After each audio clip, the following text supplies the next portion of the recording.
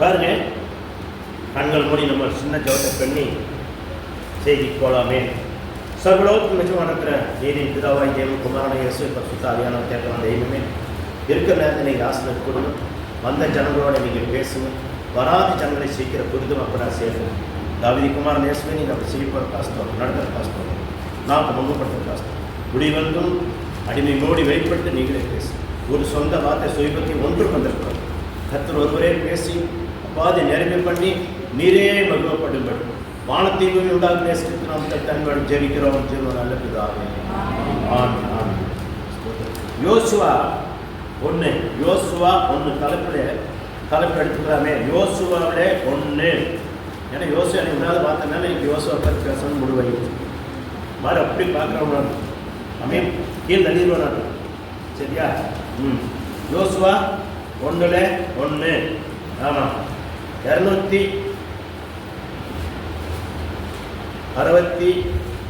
பக்கம் பழைய ஏற்பாடு. எடுத்தீங்களா? எடுத்து கொஞ்சம் சத்தமாக படிங்க. யோசுவா 1:1 கத்தியா? கர்த்தருடைய தாசனாகிய மோசே மரித்த பின்பு கர்த்தர் மோசேயின் ஊழியருக்காக நூனின் குமாரன் யோசுவாவை நோக்கி, யாரைய? யோசுவாவை நோக்கி. யோசுவா இடத்துல ஆண்டவர் சொல்றாரு, அவரை நோக்கி தேவன் என்ன செய்யறாரு? 2 படிக்கிறதுல 2. என் தாசனாய் மோசே மரித்து போனான். எப்பொழுது நீயும் இந்த ஜனங்களை எல்லாருக்கும் எழுந்து இந்த யோர்தானை கடந்து இஸ்ரவேல் புத்திரருக்கு நான் கொடுக்கும் தேசத்துக்கு போங்கள். இன்னைக்கு ஆண்டவராய் இயேசு கிறிஸ்து சொல்றாரு, நான் கொடுக்கிற ஆசீர்வாதத்தை நீங்கள் பெற்றுக்கொள்ளுங்கள். ஆசீர்வாதத்தை பெற்று நீங்க அது பிரகாரம் சுபபாவமா வாழுங்கள். வாழ்ந்து மட்டுமே அவர் கேட்ட கனி கொடுக்கிற செடி கொடிகளை போல உங்களுடைய ஆத்மா நீங்கள் புஸ்தியாக இருப்பீங்கள். தேவ மகிமை அப்படியே உண்டாகட்டும். தேவன் அப்படியே செய்வார். அப்ப கொடுக்க தேசத்துக்கு சொல்லிட்டாரு. நாம் அந்த தேசத்தை பெற்றுக்கொள்வதற்கு வழி தேடணும். அதே போல நம்மளுக்குள்ள ஆசீர்வாதத்தை எங்கே இருக்குதோன்னு தேடி நம்ம பிடிக்க வேண்டியது நம்ம கடமை இல்லை. தேவனே இடத்தை ஆசீர்வாதத்தை கற்று காட்டி கொடுப்பார். ஏன்னா அவர் சொல்லி போட்டு நீ தேடுன்னு சொல்ல மாட்டாரு. அந்த இடத்தையுமே இங்கே வைத்திருக்கிற போன்னு சொல்லுவார். இந்த இடத்துல இருக்கிற போய் நீ எடுத்துக்கோன்னு சொல்லுவார். எடுத்து நீ அது பிரகாரம் நான் சொல்லுகிற கட்டளை பிரகாரம் கை கொண்டு நடக்கும்போது உனக்கு தேவையில் அத்தனையும் நான் அங்கிருந்தே உனக்கு கொடுப்பேன்னு சொல்றார். ஆமே இல்லையா? அதுல யோசுவா இப்போ 1 படிச்சீங்க. அதே 1 5 படிங்க. நீ உயிரோடு இருக்கும் நாளெல்லாம் ஒருவன் உனக்கு முன்பாக எதிர்த்து நிற்பதில்லை. நான் மோசையோடு இருந்ததை போல நான் உன்னோடு நிற்பேன். நான் உன்னை விட்டு விலக உன்னை கைவிடுவேன். உனக்கு கொடுக்கிற ஆசீர்வாதத்தை எந்த நேரத்தில் எந்த சத்துருவானும் எடுக்க மாட்டான். எடுக்கிறதுக்கெல்லாம் நான் உன்னை விட்டு விலகாதபடி உன்னோட இருந்து நான் உன்னை அந்த ஆசீர்வாதத்தை கையில் எடுத்து கொடுத்து நீ வாழ்வதை பார்த்து நான் மகிமைப்படுவேன்னு சொல்லி தேவனை கற்று சொல்லுகிறார். இல்லையா? நான் உன்னை விட்டு விலக மாட்டேன், உன்னை விட்டு கைவிட மாட்டேன். ஏன்னா நான் உனக்கு வாக்கு கொடுத்துட்டேன். இந்த இடத்துல இருக்கிற பூமிக்குள் இருக்கிற எல்லா பொதுப்பொருளும் உனக்குத்தான் சொல்லி வாக்கு கொடுத்திருக்கிறேன். அதனாலதான் கர்த்தர் சொன்னாரு, வெண்கல கதவுகளை உடைத்து இரும்பு தாள்களை முறித்து அந்தரங்கத்தில் இருக்கிற பொக்சிங் ஒளிவெடுக்க இருக்கிற பதவியும் உனக்கு நான் தருவேன்னு சொன்னார். நீ அறியாத அந்த நேரத்தில் என் நாமத்தை உனக்கு தரிக்கன்னு சொல்றார். அப்ப அறியாத நாம் இருந்த போது நம்மளை அழைத்து கொண்டு வந்து தேவனுடைய நாமத்தை தரித்த தேவன், அவருடைய நாமத்தை தரித்து நம்மளை வாழ வைத்த தேவன். வாழ வைக்கிற தெய்வம் சொல்கிறாரு, நான் உன்னை விட்டு விலகவில்லை, கைவிடவில்லை. ஆனால் உன்னை எனக்கேற்ற இருதயத்துக்கேற்ற ஒரு மனசு இருந்துட்டீங்கன்னா நான் கொடுக்கிற ஆசீர்வாதம் இந்த பூமி தாங்காத அளவுக்கு கொடுப்பேங்கிறார். இல்லையா? தேவன் பிரகாரம் அப்படி இருந்ததுனால அவன் இழந்த இடத்துல பூமி தாங்கக்கூடிய அளவுக்கு தேவன் ஐஸ்வர்யத்தையும் அவனுக்கு தேவையான அத்தனை சந்திக்கப்பட்டது சொல்லி வேதத்தில் நம்ம படிக்கிறோம். அதே தெய்வத்தை நீங்களும் நானும் ஆராதனை செய்கிறோம். அந்த தேவன் என்ன சொல்லுகிறாரோ அதை நிறைவேற்றிய தீர்வார் சொல்லி வேதம் சொல்லுது. ஏன் இதை நான் சொல்லுகிறனால் அந்த தேசம்ங்கிறதை நாம சொல்லுகிறோம். அதில் அந்த தேசத்தினுடைய ஆசீர்வாதம் ஆசீர்வதிப்பேன்னு சொல்லுகிறாரு. நான் காட்டும் தேசம் என்கிறாரு. உங்களுக்கு கொடுக்கிற வீடு வாசலும், உங்களுக்கு கொடுக்கிற பிள்ளைகளும், உங்களுக்கு கொடுக்கிற நல்ல கணவன் மனைவிக்குள்ள இருக்கிற அன்பையும் ஐக்கியத்தையும் முறுமுறுப்பில்லாத நீங்க ஐதியமாக தேவ சமூகத்தில் உட்கார்ந்து தேவனுக்குள்ள நீங்க கலிகூறும் போது தேவனை கர்த்தர் என்ன சொல்றாரோ அது உங்க வாழ்க்கையில நிறைவேறும் என்று சொல்லி தேவ வார்த்தை எழுதியிருக்கிறது. அது பிரகாரம் நாம் செய்யும் போது தேவன் ஈசாக்கை ஆசீர்வதித்த போல நம்ம வாழ்க்கையை ஆசீர்வதிப்பார் சொல்லி அதை நிச்சயப்படுத்திக் கொள்ளலாம். ஏன்னா தேவன் சொன்னான், அவர் பொய் சொல்ல ஒரு தேவன் மனிதனும் இல்லை, மனமாற மனபுத்திரனும் இல்லை, சொல்லியும் செய்யாத இருக்க மாட்டார், சொன்னதை நிறைவேற்ற தேவன் நம்ம மகாதேவன் இயேசு. அப்படிப்பட்ட தேவனுடைய வார்த்தை சொல்லுகிறது. இங்க ஒரு மனுஷனை நம்ம பார்க்கலாமே, வானத்தை பூமி உண்டாக்குனா நீதி தேவன் அப்ப ஏன் இந்த இடத்தை காட்டி போட்டு அவனை அடையும்படி திரியும்படி செய்யலை? ஏன் அப்படின்னா அவனை ஏற்று நிறைய கரெக்டா இருந்தவனை கொண்டையே அதே மாதிரி பாலும் தேனும் ஓடுற தேசத்துக்குள்ள வைத்தார்னு சொல்லி வேட்டெல்லாம் பார்க்கிறோம். அதே போலதான் இங்க 1:4 வாசிக்கிறோம். ஒரு மனுஷனுடைய வாழ்க்கையை சீர்கட்டு கிடக்கிறது, அவன் குடும்பமே சீர்கட்டு கிடக்கிறது. அந்த சீர்கட்ட குடும்பத்தை கர்த்தர் என்ன செய்தாராமா, அவனை அழைத்து அவனை கொண்டாந்து நிறுத்தி அவனை செவிக்க வைத்தார் சொல்லி வேறு சொல்லுகிறது. அவன் எப்படி இருந்தான்னா அவன் வாழ்க்கையில கவுண்டு போய் கிடக்கிறான். அவன் வாழ்க்கையை துக்கமான வாழ்க்கையை நடந்து கொண்டிருக்கிறது. அவன் தாய் துக்கத்தோடு அவனை பெற்றெடுத்தால் சொல்லி வேதம் சொல்லுகிறது. அவன் எல்லா சகோதரரும் கொண்ட விழா அவன் கனப்பட்டவனா இருந்தான்னு சொல்லி வேதம் சொல்லுது. அப்ப யாருங்க அந்த தேவனை கர்த்தர் பாருங்க, தேர்ந்தெடுக்கிற ஒவ்வொரு மனுஷனையும் எவ்வளவு பெரிய வேதனை இருந்தால் துக்கம் இருந்தாலும் அவனை வழி நடத்துகிற தேவன் பெரியவன். அதே தான் மோசே பிறந்த காலத்திலே துக்கங்கள் நிறைந்த காலங்களா இருக்கிறது. மோசே பிறந்த காலத்திலே அவனை வளர்த்த முடியாத காலங்களா இருக்கிறது. அவ்வளோ பெரிய பிரச்சனை மத்தியில் எல்லா 2 குழந்தைகள் எல்லாம் உயிர்களை எல்லாம் கொல்லப்படி சட்டங்கள் உருவாக்கி இருக்கிறது.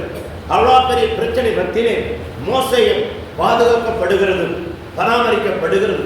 யாரு சட்டமிட்டாங்களோ அந்த சட்டமிட்ட இடத்துல அவனை வாழும்படி தேவன் கட்டளை கொடுக்கிறார். வாழறதுக்கு அதுக்கு ஒரு வழிவாசலை திறக்கிறார்.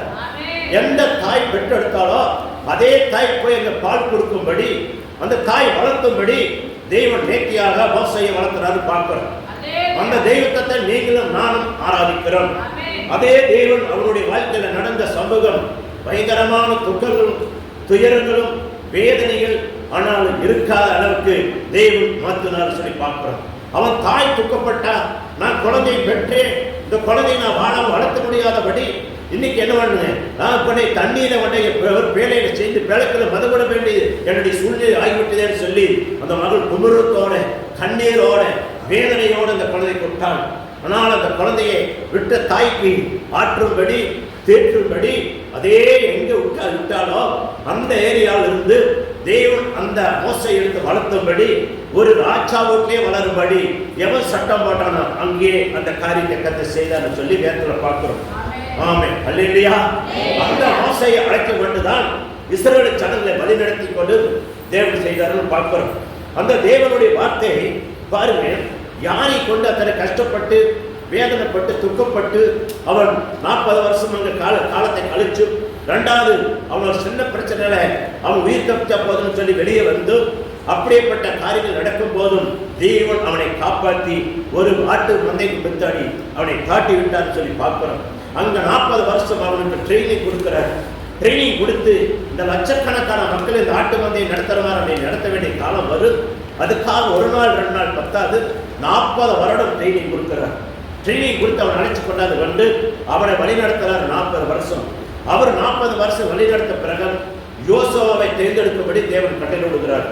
கட்டளை விட்டு அவன் மரித்த வரைக்கும் யோசுவா அந்த காரியத்தை வழிநடத்தும்படி தேவன் செய்தார்னு சொல்லி வேதத்துல பார்க்கிறோம். இத்தனை பிரச்சனை போதுதான் அவன் 2 நாளாகத்திலே அந்த 4 9 வாசிக்கும் போது அதே மாதிரிதான் அவன் தாய் துக்கத்தோட அவனை பெற்று அவனுடைய வாழ்க்கையிலே காத்து கொண்டிருக்கிறது. பாருங்க, அந்த வசனத்தை நம்ம படிக்கலாமே. எதுல 4 1 நாளாகத்திலே 4 9 படிச்சு நாம் நிற்கலாமே. கர்த்தர் உங்களை ஆசீர்வதிப்பாராக. ஆமென். படிக்கிறது பாருங்க, யாபோசு தன் சகோதரனை பார்க்கலும் கனப்பட்டவனாக இருந்தான். அவன் தாய், நான் இவனை துக்கத்தோடு துக்கத்தோடையே நான் பெற்றெடுத்து சொல்லி ஏபோஸ் என்று பெயரிட்டார். பாருங்க எப்படி பெயரிட்டார், எப்படிப்பட்ட ஒரு பேர். அங்க பார்த்தா மோசைக்கு என்னன்னா அவ்வளவு துக்கத்தோடு தான் அவன் தாய் பெற்றெடுக்க வேண்டிய நிலைமையா இருந்தது. இங்கே என்ன பார்க்கிறோம், ஏபோசோட வாழ்க்கையிலும் துக்கத்தோடு தான் ஈன்றெடுக்க வேண்டிய வழியா இருக்குது. ஆனாலும் அவனுடைய காரியங்களில் தேவன் தொடர்ந்து ஜனங்களை லட்சக்கணக்கில் வழிநடத்தும்படி தேவன் அங்க செய்தார் சொல்லி வேதத்துல பார்க்கிறோம். இங்கே இவனுடைய குடும்ப சூழ்நிலையில எப்படி வாழ வேண்டும் சொல்லி தேவன் இவனுக்கு நிறைய காரியங்களை அருள் செய்யும்படி கர்த்தர் அவனுக்கு சில காரியங்களை அவனுக்கு எடுத்து காட்டும்படி தேவன் அவனுக்கு உதவி செய்தார் சொல்லி பார்க்கிறோம். ஏன்னால் அவனுடைய காரியத்துல அவன் பள்ளிக்கு போகும்போது எங்காவது தடவழியில் போகும்போது அங்க இருக்கிற ஜனங்கள் அன்னைக்கெல்லாம் பட்டிக்காடாத்தான் இருந்திருக்கும், பட்டணத்தில் இருந்திருக்க மாட்டாங்க. அன்னைக்கெல்லாம் என்ன பட்டணம் இருக்கும். அப்படிப்பட்ட காலத்தில் ஜனங்கள் பார்த்திருக்கான். இவன் பாரா பார், எதுக்கு வாரான் பார், தோசுக்கால் பிடிச்சவன் எதுக்கு வருகிறான் பார், இவன் வருகிறான், இவனை பார்த்துட்டு போனான், இவன் குடும்பத்துல நடந்தது போலதான் நம்ம வாழ்க்கையில நடந்ததுன்னு சொல்லி வா அவன் என்ன இவன் அப்படி சொல்லி அவனை திட்டி இருப்பாங்க, அவனை கேவலப்படுத்தி இருப்பாங்க. எல்லாம் படுத்தது அவனுடைய மனசுல ஆழமா பதிஞ்சிருக்கும். என்ன பதிஞ்சிருக்கும், ஐயோ நான் பிறந்ததுனாலதான் என் குடும்பமே கண்ணீரின் கம்பளத்தில் வளர்ந்து கொண்டிருக்கிறாங்களா, அதனாலதான் என்னுடைய நிலைமை இப்படி ஆயிட்டா, நான் பிறந்தது தப்பா, நான் ஏன் பிறந்தாலும் எனக்கே தெரியாதே, என் தாயும் தாப்பனும் பாவத்தினால கர்ப்பம் தரிச்சிருப்பாங்க, ஆனால் எனக்கு அது எதுன்னு தெரியாதே, ஆனால் என்னை பார்க்கிறையெல்லாம் எதிர்கொண்டு வாரான், தோசுக்கால் பிடிச்சவன், இவன் வருகிற நேரே இவனை பார்த்து போனா ஊர்பட்ட மாதிரிதான் திட்டி இருப்பாங்க. அந்த திட்டுதெல்லாம் கேட்டு கேட்டு சடைஞ்சு போற பக்கம் வார பக்கம்லாம் அவனுடைய வாழ்க்கையில இருதை குத்தப்பட்டு அவனுடைய இருதயத்தில அப்படியே ஊசியில் குத்தப்பட்டது போல அவன் வாழ்ந்திருப்பான். வாழ்ந்து அவனுக்கு நினைவு தரு வரைக்கும் அவன் நம்பா துக்கத்தோடு இருந்திருப்பான். நல்ல விளையாட்டு பசங்க பேசும்போது கூட ஏய் முன்னாடி குடும்பமே சீரழியுது, விளையாடுற பக்கம் பசங்க கேட்டிருப்பாங்க. விளையாட்டுல விளையாடும் போது கூட எங்க அம்மா சொல்லிச்சுடா, நீ பிறந்ததுனால இப்படி ஆச்சாமா, அவனோட சேராதுன்னு சொல்லி எங்க அம்மா சொல்லிச்சுன்னு சொல்லியிருப்பான். அத்தனை எதுவும் அவனுடைய உள்ளத்தில் பதிஞ்சிருக்கும் இல்லையா. அவன் பதிஞ்சு வாழுகிற நேரத்துல அவன் இதுக்கு என்ன செய்யணும்னு சொல்லி அவன் கேள்விப்பட்டிருப்பான். என்ன கேள்விப்பட்டிருப்பான், ஒரு தெய்வம் இருக்கு, இந்த தெய்வ சேனை அவருடைய சன்னதிக்கு போகும்போது இதுக்கு ஒரு விடுதலை கிடைக்கும் சொல்லி அங்க இருக்கிற ஜனங்கள் ஊருக்குள்ள பேசியிருப்பாங்க. அப்ப பேசுறத அவன் கேட்டிருப்பான். அவன் கேட்டு ஏன் அந்த தெய்வத்தை நாம போய் ஆராதனை செய்யக்கூடாது, ஆராதனை செய்து நம்ம இதிலிருந்து ஒரு விடுதலை வாங்கக்கூடாது, இந்த விடுதலை பெற்றுக்கொண்டு நாம வாழணுமே என்று சொல்லி அவன் நினைத்திருப்பான். அவனுக்கு நினைவதற்கு நல்ல கஷ்டத்தை கண்ணீரோட குழந்தைகளை வளர்த்திட்டீங்கன்னா ஒரு அவன் உள்ளத்தில் என்ன பதிஞ்சிடும். பதற்றனி வருத்தங்கள் இருக்கும்போது அப்போ நல்ல அவனுக்கு பக்தியுள்ள வாழ்க்கையை யாராச்சும் பார்த்து சொன்னான், அந்த பக்தி அவனை இறுக்கி பிடிச்சுடனே அவன் என்ன செய்வான், ஏன் நாம் இதை செய்யக்கூடாது, இதை செய்து நாம் ஏன் வாழக்கூடாது, நாமே இந்த கஷ்டத்தை நம்மளுடைய தாயினுடைய கஷ்டத்தை நீக்கக்கூடாதுன்னு சொல்லி அவன் நல்ல புத்தியுள்ள வசன் பையனா இருந்தா அதை செய்வான். ஆமே இல்லையா. அப்படித்தான் என்னவன் ஏபோசிங்கிற அந்த பிள்ளையான் செய்திருப்பான். அப்படி செய்து நான் அப்படி கணக்கு போடுறேன் அப்படி நினைத்துதான் உங்களுக்கு தானே சொல்லிட்டு வர இல்லையா. வேதத்துல எத்தனையே இருக்கலாம். நான் அதிகமா சிந்தித்து பார்த்தேன், பேசி நினைத்து பார்த்தேன். ஏன்னா என்னுடைய வாழ்க்கையில் ஒன்று சீர்கட்ட வாழ்க்கை, ஒரு வாழ்க்கை என் வாழ்க்கை நடந்தது. என்னுடைய வாழ்க்கை அவ்வளோ துன்பத்தில் வாழ்க்கை நடந்தது. ஒரு நாள் ஒரு ஆடி நோம்பு எண்ணிக்கை நான் என் தாயும் இல்லை இறந்து விட்டார்கள். என் தாப்பன் விட்டு ரெண்டாவது திருமணம் மூச்சு விட்டு அவர் விட்டு போட்டு போய்விட்டார். நாங்கள் 4 பேர் அண்ணன் தம்பி. அந்த ஆடி பண்டிகை நாளில் எங்களுக்கு ஒரு எங்கள் பெரியம்மா பிள்ளை நோம்பு எண்ணிக்கை நீங்கள் எங்கேயோ சுற்றிட்டு இருக்கிறீங்க, வாங்கடா வீட்டில் வந்து குளிச்சுட்டு ஒருவாய் ஏதோ நாங்கள் செய்து கொடுக்குற சாப்பிட்டு அழைச்சிருந்தார்கள். நாங்கள் அந்த அன்னைக்கு போயிருந்தோம். போய் அன்னைக்கெல்லாம் கிணத்துல தண்ணி சேர்ந்த வேண்டிய நிலைமை இருக்கும். அந்த நிலைமையில் நான் போய் தண்ணி என்ன செஞ்சேன்னா குடத்தை எடுத்துகிட்டு போய் மண் குடத்தை எடுத்து போய் தண்ணி சேர்ந்துருக்கு ரயிலில் நிற்கணும். யாராச்சும் ஒரு நேரம் சேர்ந்தரையை பார்த்து கவர் இருக்கிற மகராசி பார்த்து குடிச்சுக்கோ தேடிக்கோன்னு சொல்லி கொடுக்கணும். ஒவ்வொரு மகராசியும் சேர்த்தி கொடுப்பாங்க ஒரு குடம் தண்ணி. ஒவ்வொருத்தர் அவனுக்கு என்ன தின்னுட்டு பாரு எப்படி இருக்கிற மாதிரி சொல்லி ஏவலமாக சொல்லி கொடுக்குற உண்டு. அவங்க மத்தியில் நான் நின்றுட்டு இருந்தேன். ஒரு அம்மா பார்த்துட்டு சேர்த்திக்கோடா அப்படின்னு சொல்லி கவத்தை கையில் கொடுத்தாங்க. நான் கவத்தை கையில் கொடுத்தோன்னே குடத்தை எடுத்து வச்சு அழகாக வச்சு அழகாக கிணத்துக்கு விட்டேன். சடங்காரக்காரங்க போகுது பொருள் இல்லை. போனோடனே தண்ணி மோக்கிறதுக்கு 2 இழுத்துட்டே தண்ணி மோந்துடுச்சு. மோந்த வரைக்கும் இழுத்தேன். நல்லா அப்படியே சரக்கு சரக்கு சரக்கு நம்ம பிடிச்ச குஞ்சுனா அப்படியே இழுத்து சவரை அப்படி சுற்றி சுற்றி உழுவணும். உளுந்தாத்தான் குடத்தை எடுத்து மேலே வச்சுன்னா குடை உடையாது. அப்போ அப்படி இழுத்து சுற்றி இப்படி போடும்போது இழுப்பு அப்படி போட்டுருவோம். போட்டு அந்த குடத்தை எடுத்து அங்கே வச்சுட்டு அந்த தண்ணீரை அப்போ அந்த கவத்தை கழட்டி விட்டு போட்டு அந்த குடத்தை எடுத்துட்டு 2 எட்டு வந்தேன். அப்போ ஏன் வாசம் வந்தது என்னென்னா கெமிக்கல சர்ன்னு இருந்தது, தர்ன்னு விழுந்தது. ஆண்டவர் போட்டு ஆண்டவர் டர்ன்னு விழுந்தது. பாதி அம்மனத்தோடு எந்திரிச்சு அழுதேன். அழுகாதுன்னு சொல்லி என்ன சொன்னாங்க, அங்கே இருக்கிற சொன்னாங்க குடம் டப்புன்னு உடைச்சு போச்சு. இல்லையா கேட்குறீங்களா எல்லாரும்? கொடுமை பற்றி கண்கோடு அந்த வாழ்க்கையை சொல்லணும். ஏபோசோட வாழ்க்கையில் அப்படி நடந்திருக்குங்கிறதுக்காக நான் என்னுடைய சரித்திரம் என்னுடைய வாழ்க்கை நடந்த சொல்லிக்குவார். அல்லையா கைப்பிடிச்சு தூக்கிவிட்டாங்க.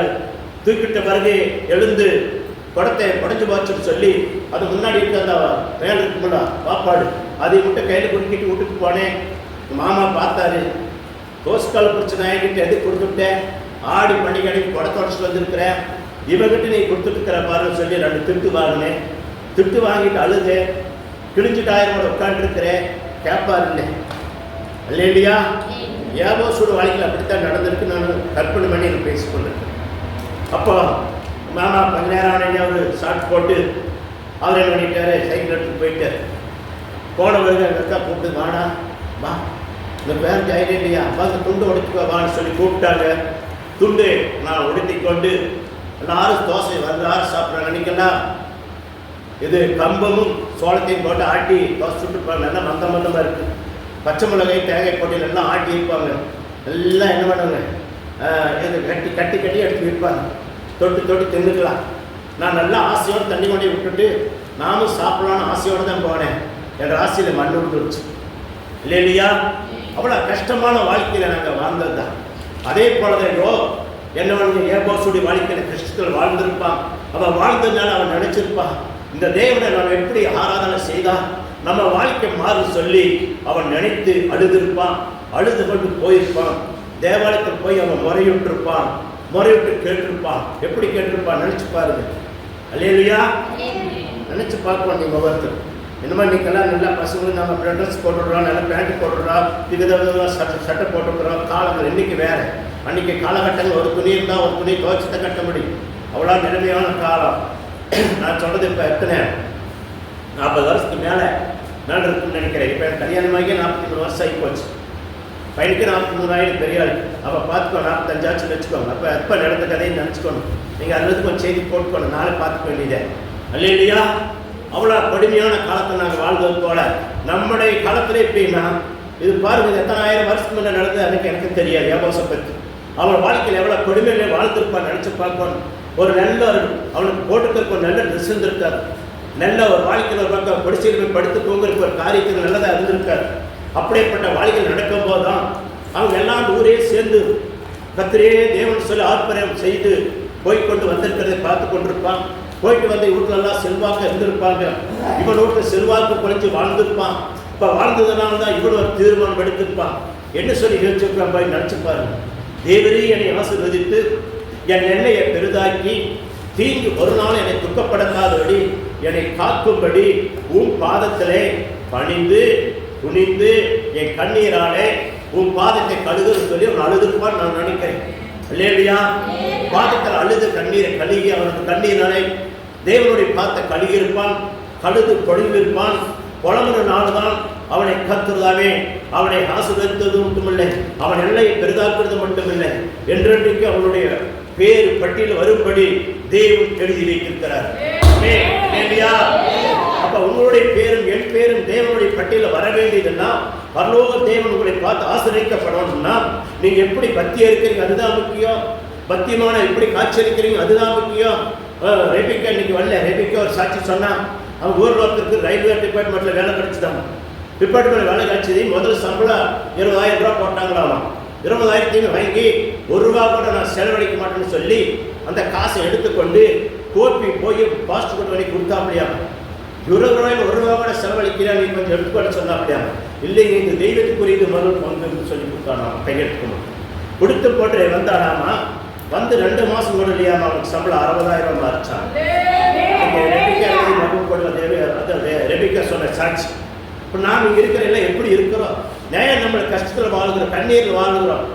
ஒரு பொருள் நம்மளுக்கு கருத்து கிடைச்சதா மரணூர்ல ஓடுறோம், பாஸ்ட் பார்த்துட்டு வர அடுத்த பார்த்து, அப்போ கர்த்தர் பார்க்கிறாரு இல்லவா? இல்லையா? நீங்க மனசு பாஸ்டுக்காக கொடுக்கற கூடாது. காணிக்கிற பாஸ்ட் வளதோட சொல்லி காணிக்க போடுறாங்க. ₹1 போட்டாலும் வீணா போயிடும். தேவனுக்காக நான் போடுறேன், தேவனை பெருகு பண்ணுவார். அந்த இடத்தோட பட்டீங்கன்னா பெருகு. ஆமே. அதுக்கு சாட்சி ரெபிகா எங்கிட்ட சொல்லியிருக்கிறாங்க, எங்கள் ஊர் பையனுக்கு எல்லாம் கற்றுக்கு செய்தாருங்க, எனக்கு செய்வார், உனக்கு கண்டிஷனாக செய்வார், நீ ஜாப் பண்ணுங்க இல்லையா? சரி, அது அப்படியே சாட்சி அப்படியே நீக்கிட்டும் தேவன். ஏன்னா அப்படி குறுக்கோளே ஒரு ஸ்கூல் வரும்போது நம்ம சொல்லியிருந்தா நல்லது. அந்த வார்த்தை வரும்போது சொல்லிட்டோம்னா நீங்கள் எப்படி இருக்கிற நீங்களே உங்களை சுத்திகரிக்கிறதுக்காகத்தான் சொல்லித்தாரு. ஆமாம். நம்ம காணிக்கை பற்றி சொல்கிறாங்க நீங்கள் நினைக்க வேண்டாங்க. உங்களை உயரணும்னா காணிக்கை தேவனிடத்தில் எப்படி இருக்குன்னு சொல்லி நீங்கள் முடிவெடுக்கணும். ஆமாம், கர்த்தருக்கு மகிமை உண்டாட்டு. அல்லேலூயா. பாருங்க, அந்த ஏபோசு அவன் வேண்டிக் கொண்டதை தேவன் ஏன் செய்தாருன்னா பார்க்க வேண்டிய சூழ்நிலை தான். அவன் சின்ன வயசுல எவ்வளவு நொந்திருப்பான், அவன் நூலா போயிருப்பான், எவ்வளவு கஷ்டப்பட்டிருப்பான். அந்த கஷ்டத்தில் வாழ்ந்த மனிதர்களுக்கு ஒவ்வொருத்தருக்கும் தெரியும். கஷ்டம் இல்லாத வாழ்ந்த மனுஷனுக்கு யாருக்கு அதை பற்றி தெரியும்? ஆமே இல்லையா? கஷ்டம் இல்லாத தெரியுங்களா? இப்போ பாரு, எலிக்கால கேட்டால் தெரியாது. ஏன்னா எவன் நல்ல பூமார வளர்த்தி நல்லா கொண்டாந்து மோசம் எது செங்கல் குழந்தை கையில் கொடுத்தனால அதுவும் வராது ராஜா பழம். அப்போ கஷ்டம் என்ன தெரியுமா? பாரு, கால் என்ன ஆடு ஆடுங்க, ராஜா மாற ஆட்டுறாப்ப. அல்லையா? மோசைக்கார் வந்தோடனே ஜாலியாக வந்து கையை கட்டிட்டு நிற்கிறாப்புல, இல்லைன்னு இப்படி கையை கட்டிட்டு நிற்கிறாப்புல, இல்லைன்னு அப்படி காலை நடிச்சு தமிழ் கால் போட்டு ஜாலியாக இருக்காது. அப்போ எப்படின்னா அதெல்லாம் புரிஞ்சுக்கணும். கஷ்டம்னு தெரிஞ்சாத்த தேவன் அந்த கஷ்டத்தில் நீங்கள் பட்ட பாடுகளை நடித்து தேவனுடைய முன்னாடி நின்று கேட்கும்போது உங்களுக்கு அப்போ பக்தி வரும், அந்த வைராக்கியம் வரும். அந்த வைராக்கியம் என்ன பண்ணுங்க, உங்களை அறியாதபடி கண்ணீர் வரும். அந்த கண்ணீரை பார்க்கிற தேவன், ஆகானே ஆகானே நீ எங்கே ஓடுகிறாய், உன் கண்ணீரை கண்டே தேவன் சொல்வார். சொல்லிட்டு அந்த நேரம் உங்களுக்கு என்ன தேவை, நீயும் குழந்தை படித்திருக்கும்படிக்கு உன் வாழ்க்கையில் நான் ஒரு பெரிய அற்புதத்தை செய்தார்னு சொல்லி செய்த தேவன் உங்க வாழ்க்கையில் உங்களுடைய வேதனையை நீங்க நினைத்து தேவாலயத்தில் வந்து உங்களுக்கு கொடுமைகளை சொல்லி நீங்க தனிமையாக பெற்றாலும் சரி, கூட்டத்தில் இப்போ ஜெபிக்கிற போது கண்ணீர் விட்டாலும் சரி, நீங்க பாருங்க பெரிய பெரிய கூட்டத்தில் டிவியில் காட்டுறாங்க, அப்படியே பெண்கள் தாரையா வந்து ஒண்ணுமே சொல்றதில்ல. நம்மளை போல இப்படி வருத்தெடுத்து கூட சொல்றதில்ல, சும்மா பேசிட்டு இருக்கிறதுவே அழுகிறாங்க. பேசிட்டு இருக்கிறாளுக்கு ஜெபிக்கும் போது பார்த்தா தாரதாலே அழுகிறாங்க, பொம்பளை கதறாங்க. அப்படியே வாயில் அவங்க நல்லா கண்ணீரிட்டு அழுகும் போது இந்த மேல்நாள் கீழ்நாள் அப்படியே ஒட்டி அப்படியே 100 நாள் பறக்கிறதெல்லாம் அந்த இதில் டிவியில் பிடிச்சி காட்டுறாங்க. பார்த்து அதிலெல்லாம் நம்மளுக்கு ஒரு பக்தி உண்டாகுமா அப்படிங்கிறதுக்காக தான் பிடிக்கிறாங்க. அவங்க பெருமைக்காக பிடிக்கிறது இல்லை. அடுத்த பார்த்து அப்படி பக்தி உண்டாகி அடுத்த பிள்ளைகளும் அப்படி வந்து தேவனிடத்தில் ஆசீர்வாதத்தை பெறணுமே சொல்றதுக்காக அந்த டிவியில் அந்த மாதிரி பிடிச்சி காட்டுறாங்க. இது நீங்கள் நானும் புரிஞ்சு கொள்ளணும். அல்லேலூயா. ஏன் பக்தி ஏன் அப்படி காட்டுறாங்க, ஏன் அழுகிறாங்க, எதனால அழுகிறாங்க? அவங்களுக்கு எத்தனை உபத்திரம், எனக்கு இத்தனை வருஷம் இவ்வளவு சொத்து சதம் இருக்கணும், என் வாழ்க்கையின் மீது இல்லை, என் கணவனுக்கும் கூட எனக்கும் ஒரு குழந்தை இல்லை, சம்பரிக்கிறதால எதிர்வான்னு தெரியாது, என் வாழ்க்கையில தோண்டு போய் கிடக்கிறமே. அழுகிற ஜனங்கள் உண்டு, அவங்க கண்ணீர் வடிக்கிறாங்க. நம்ம வீட்டு அரைமுறையமான கஞ்சி குடிச்சாலுமே கண்ணீர் வர மாட்டேங்குது, மரக்கட்டமாற உட்கார்ந்துக்கிறோம். எப்படி தேவன் நம்மளை ஆசீர்வதிப்பார்? நேரத்தில் வந்து கர்த்தரிடத்தில் சமூகத்தில் உட்கார்ந்து கண்ணீர் வடிக்கணும், கண்ணீர் வடிக்க மாட்டேங்கிறீங்க. மனசனத்திலே உங்களை வடிக்க சொல்றாங்க. ஏபோஸ் அப்படி நடிச்சிருந்தானா தேவன் அவனை அழைச்சது மட்டுமில்லை, அவனை ஆசீர்வதிக்க முடியுமா? தீங்கு ஒரு நாள் துக்கப்படுத்தாதபடி அவனை காக்க முடியுமா? இஸ்ரவேல் தேவன் ஏன் அப்படி ஆசீர்வதித்தார், அதை நாம பார்க்கணும். அல்லேலூயா. ஒவ்வொரு காரியத்தை நீங்க பார்த்தீங்கன்னா தான் தேவனுடைய ஆசீர்வாதத்தை பெற முடியும். தேவன் எப்படிப்பட்டவர் சொல்லி நீங்க அறியணும். ஆமே அல்லேலூயா. தேவன் எப்படிப்பட்டவர்னு அறியணும். சிறு குழந்தைகள பக்திக்குள்ள வரணும். பக்தி இல்லாத வாழ்க்கை வாழ வைக்கிறாருங்க. ஏன் குடும்பத்தில் கஷ்டம் நீங்களோட போகக்கூடாது. இந்த குழந்தைங்க வாழ்க்கையில எல்லாம் செலுத்து வாழணும். அந்த குழந்தைங்க பக்திக்குள்ள வரணும். பக்திமானு மட்டுமே அந்த குழந்தைங்க வாழ்ற வாழ்க்கையை பார்த்து நீங்க பூரிக்கணும், சந்தோஷப்படணும். தேவன் நீங்களை பார்த்து அதுக்காகத்தான் உங்களை வைத்திருக்கிறாரு. உங்களை ஆசீர்வதித்த பிறகு நீங்க இருக்கிற நடைய உடைய பார்த்து தேவனுடைய மனம் அப்படியே மகிழ்ந்து மீண்டும் உங்களை ஆசீர்வதிக்கணும். அதுக்காகத்தான் உங்களை அழைச்சிருக்காரு. ஆமென் அல்லேலூயா. அப்ப எப்படி சத்தியத்தை கேட்கறீங்க? நான் இங்க வந்து நம்ம ஹெல்த்ல எப்பவுமே நான் உங்களை பூசி காட்டுறதே இல்லை. கடினமான சத்தியத்தை தான் சொல்லி காட்டார். ஏன்னா நீங்க கடினமா கேட்டது பிறகு வாழணும் ஆர்வத்தோட நான் சொல்லித்தரேன், ஆசையோடு சொல்லி கொடுக்குறேன். ஆமென். கர்த்தர் மகிமை உண்டாட்டும். பாருங்க ஏமோசை அத 9 படிச்சு 10 படிங்க. பாருங்க ஏமோஸ் இஸ்ரவேல் தேவனை நோக்கி, தேவரீர் என்னை ஆசீர்வதித்து என் எல்லையை பெரிதாக்கி. பாருங்க என்ன சொல்ற, உங்களோட கரம், என்ன கரம்? வானத்தையும் பூமியையும் உண்டாக்கின ஜீவனுள்ள தெய்வீக கரம் என்னோடு இருக்கணும். சந்திரனை, சூரியனின் நட்சத்திரங்களை, பூமியில் இருக்கிற அத்தனை மலர்களை உண்டாக்கும் தேவனுடைய கரம் என்னோடு இருந்து. அவங்க கேட்கறத கேள்வி பாருங்க, எப்படி தேவனிடத்துல எப்படி கேட்கறான்னு பாருங்க. தேவரே நம்முடைய கரம் என்னோடு இருந்து தீங்கு ஒரு நாளும் என்னை துக்கப்படுத்தாதபடி காத்தருளும். அதுக்கு விலக்கி என்னையே காத்தருளும். எப்படி கேட்டு வேண்டிக் கொள்கிறார் பாருங்க, எப்படி வேண்டிக் கொள்கிறான். நீங்க நல்லா சிந்திக்கணும். ஞானத்தை இன்னைக்கு நல்லா பயன்படுத்துங்க. தேவ சமூகத்தில் உட்காரும்போது எப்படி உட்கார்றா, என்ன ரோகத்தில் உட்காருங்க, எந்த ஞானத்தில் உட்காருங்க, எந்த அறிவில் உட்காருங்க, எப்படி உட்காரும் போது தேவனிடத்தில் எப்படி கேட்போம்னு சொல்லி மனசார போய் தேவ சமூகத்தில் நடுக்கத்தோட பயத்தோட உட்காருங்கன்னு நீங்க பார்க்கணும். இல்லையா? கல்யாணத்துக்கு போய் நல்லா சாப்பிடும்போது திருப்தியா சாப்பிட்டு எல்லாரும் மாமச்சலோட அக்காரச்சலோட பேச்சு சிரிச்சுட்டு வரமே, அப்படி தேவனிடத்துல இருக்கக்கூடாது. தேவனை விரும்புறேன். அந்த கல்யாண கூட்டுக்கு விடா கொடுக்குற வெகு விதமான சாப்பாடு கூட மேலான சாப்பாட்டை கொடுக்குறேன் தெய்வத்தினால முடியும். இஸ்ரவேல் தனங்களுக்கு அப்படித்தான் கொடுத்தார். கையினால் அவங்க அறுக்காதபடி, வேலை செய்யாதபடி எல்லாமே கொடுத்தார். இஸ்ரவேலுக்கு ஜனங்கள் நன்றி கெட்டு போனதுனாலதான் வனாந்தரத்துல அழிவை தேடினார்கள். இல்லையா? நம்ம அப்படி இருந்துடக்கூடாதுங்கிறதுக்காக நான் சொல்றேன். தேவ சமத்துல தேவன் கொடுக்கிறத வாங்கி நம்ம உதவிதனமான குழப்ப வாழக்கூடாதுங்கிறதுக்காக உங்களுக்கு சொல்லிட்டாரு. இல்லையா? தேவன் உதவி கொடுக்கிறாரா, அதை நாம் எப்படின்னா ஒரு அரிசி பறிக்கு வீணா பண்ணாம உங்க மனசு குத்தப்படணுங்கிறதுக்காக தான் சொல்லிட்டாரு. இல்லையா? தேவன் கொடுக்கிற ஒரு காய் இருந்தாலும் ஒரு பணமா இருந்தாலும் அது என்ன வேணா வீண் பண்ணாதபடி பார்த்து நீங்க செலவு பண்ணணும்னு சொல்லிதான் உங்களுக்கு சொல்லித்தாரு. பகலக்கால வைத்து போய் என்ன கடன் தொல்லையில சிக்கி விடாதீங்கன்னு சொல்ல சொல்லித்தாரு. எதுலையுமே ஞானம் வேணும், அறிவு வேணும். ஆமா, தேவனுக்கு செய்யறது மட்டும் தானம் பண்ணுங்க. வேற எல்லாமே அகலக்கால வச்சு போய் மாட்டிட்டு தலையை கொடையை இழந்தமுள்ள சிக்க வச்சு முக்க வச்சு கொடுங்கிறது எப்படி ஐயோ சிக்கிடுதே.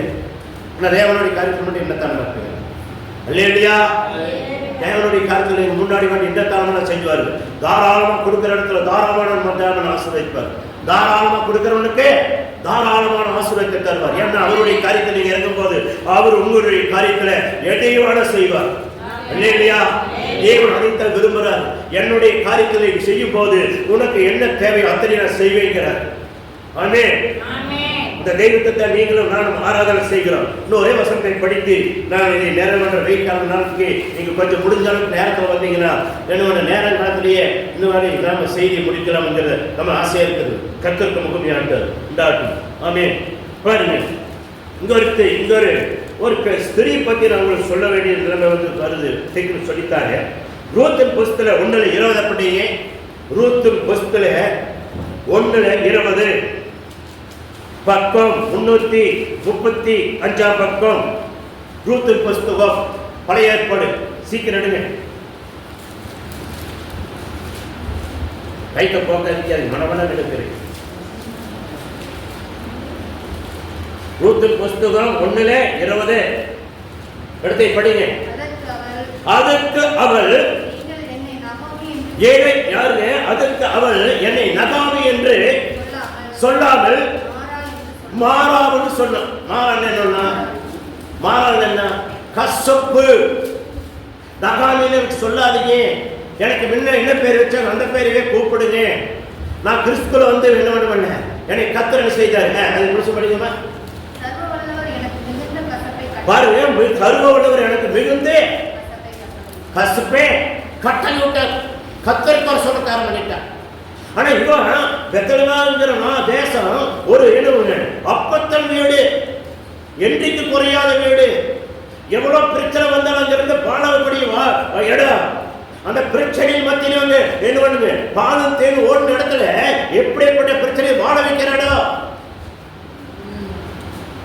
ஒரு சின்ன ஒரு காரியம் நடந்தோன்னு இந்த ஊர்ல இருந்து பிரச்சனை சொல்லிட்டு உடனே வேற இடத்துக்கு ஓடுறது அப்படின்னு என்ன அர்த்தம்? அப்படின்னு என்ன அர்த்தம்? நீங்களே சிந்திக்கணும், என்ன பண்றீங்கிற ஒரு சின்ன காரியம் தான். சின்ன காரியத்தில் ஓடினா எல்லாமே இறந்து போட்டு ரெண்டாவது வந்து நிற்கிறேன். எனக்கு என்ன செய்யல? எல்லாமே இருக்கு. நான் நிறைவே போனேன், நிறைவானத அதில் எப்படி மனுஷன் படிச்சீங்க? எப்படி படித்தேன்? அதுக்கு முன்னே 20 படிச்சுக்கு முன்னே இன்னொரு மேலே என்ன? அப்போ ரெண்டாவது கீழே 21 படிக்கல. நான் 21 படிக்கேன். நான் நிறைவுள்ளவளா போனேன். பாரு, கர்த்தர் என்னை வெறுமையா திரும்பி வர பண்ண. போகும்போது எப்படி போனாலாமா? நிறைவுள்ளவளா போன, குறைவானதா வருங்க. ஒரு சின்ன இதுக்கு அவன் வாழ்ந்து இருந்து வாழ தெரியல. அந்த இடத்துல அது அப்பத்தின் வீடு. சத்தியத்தை நிறைய கேட்டு நீங்க என்னன்னா மகிழ்ந்து நினைச்சரிக்கும் போது தேவன் உங்களை ஆசீர்வதிப்பார். பாலிஷ் சொல்ற இடத்துக்கு போனீங்கன்னா பாலிஷ் இருக்கு, உங்க வாழ்க்கையும் பாலிஷா போயிடும். ஜாக்கிரதையா இருக்கணும். பாலிஷை நம்பாதீங்க. பாலிஷ் இன்னைக்கு வலிக்கிட்டு புரிஞ்சுக்கணும். அந்த இடத்த தேடி கொள்ளை பொருள் வர்றாங்க, தேர் போட்டு கூட கூடுவாங்க இல்லைன்னு சொல்ல. அது பாலிஷ் இருக்கிற இடத்துல பார்த்து நடக்கும். இங்க கடினமா இருக்கு, கோட்டை கம்மியா இருந்தா சத்தியமா இருக்கு. கேட்டு நீங்க அது பிறகு நடக்கும்போது தேவன் உங்களுடைய ஆசீர்வதிக்கு வல்லவரா இருக்கிறார். ஆமென். அல்லேலூயா. பாருங்க, யோசுவா புஸ்தகம் 1:9 படிங்க. இதோட நான் நிறைய பண்ண விரும்புகிறேன். முறுமுறுக்காதபடி இருக்கிறதுக்காக அந்த நகமை பற்றி நான் சொல்லிக் கொடுத்தேன். முறுமுறுப்பு வரக்கூடாது தேவ சமயத்துல. ஆமா, கேட்டு போய் வெளியே போய் முறுமுறுக்காதீங்க. தேவனுடைய ஆசீர்வாதத்தை பெற்று வாழுங்க. ஏபோஸ் முறுமுறுக்குந்தானா அவன் வாழ்க்கை ஆசீர்வாதத்தை பெற்றிருக்க முடியாது. மோசேஸ் முறுமுறுக்குந்தானா அந்த ஜனங்களை கூட்டி சென்று என் எல்லா பாரு இவங்களுக்கு நிந்திக்கிறதுக்கு என்னை கொன்றுங்க, என் பேர் கிரிக்கெட் சொல்லியிருக்க முடியாது. சிந்திச்சு பாரு. அப்படி முறுமுறுப்பு உங்களுக்கு வராதபடி காத்துக் கொள்ளும்படி யோசுவா 1:9 படிங்க. 269 பக்கம். நான் உனக்கு கட்டளை விடவில்லையா? என்ன பண்றேன்? பலம் கொண்டு தடமனமாயிரு, திகையாதே, கலங்காதே, நீ கோபமிடமெல்லாம் உன் தேவனாய் கர்த்தர் உன்னோடனே இருக்கிறான்னு சொல்லி பாருங்க. யாருக்கு? யோசுவாவுக்கு சொன்னா நான் வாசிக்கிறோம். நான் சொல்றேன் யாருக்கு? அந்த 1:4 படிச்சு யாருங்க? யாபோஸ் சொல்லி இருப்பார். எனக்கு சொல்லி இருக்கிறார், உங்களுக்கு சொல்லி இருக்கிறார். இந்த வார்த்தை எல்லாரும் புரியுது. இந்த வார்த்தை பிரகாரம் நீங்க நடங்க, கர்த்தர் உங்களை ஆசீர்வதிப்பார். எல்லாரும் அப்படியே மனங்கள் ஜெபிக்கலாமே. ஸ்தோத்திரம், உங்களுக்கு ஸ்தோத்திரம்.